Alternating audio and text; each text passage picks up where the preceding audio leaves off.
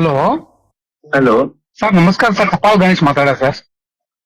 ಹಾ, ನಮಸ್ಕಾರ ರೀ ದೋಸ್ತ. ಸರ್, ತಾವೆಲ್ಲ ಅಕ್ರಮ ಗಣಿಗಾರಿಕೆ ಬಗ್ಗೆ ಒಂದು ಕಮಿಷನ್ ಮಾಡಿದ್ರಿ, ಎಲ್ಲ ಮಾಡಿದ್ರಿ.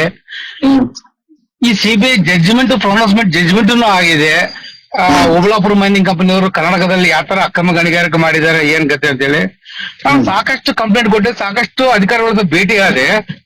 ನಾವು ಪಾರ್ಟಿ ಅಲ್ಲ ಅಂತ ಹೇಳ್ತಾ ಇದಾರೆ ಅಧಿಕಾರಿಗಳು.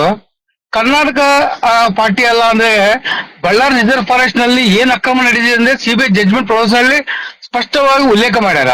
ಸಿಬಿಐ ಜಡ್ಜ್ಮೆಂಟ್ ಓದಕ್ ಕೂಡ ಅಧಿಕಾರಿಗಳಿಗೆ ಟಪಾಲ್. ಹಾ ಸರ್. ನಾನು ಯಾವನು ಫೋನ್ದಾಗ ಮಾತಾಡಲ್ಲ.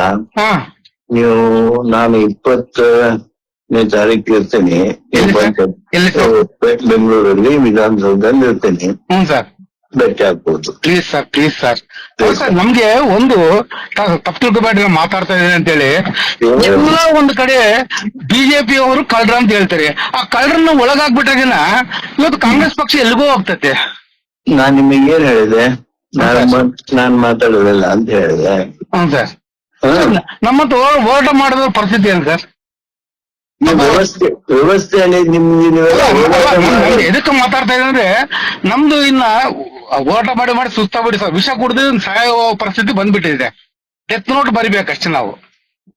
ನೀವು ಸಾಯ್ದಿದ್ರೆ ಇಷ್ಟೊತ್ತೆ ಎಲ್ಲ ಸತ್ತು ಹೋಗಿರ್ತಿದ್ರು ನೀವು. ಅಲ್ಲ ಸರ್, ಇವಾಗ ಸಾಯ್ಬೇಕು ಸರ್. ಯಾಕಂದ್ರೆ ಸರ್, ಸಾಯಿ ಮಂದಿ ಅಲ್ಲ ನೀವು, ಹೋರಾಟದವ್ರು ನೀವು. ಹೌದು ಸರ್. ಎಕಾನಮಿ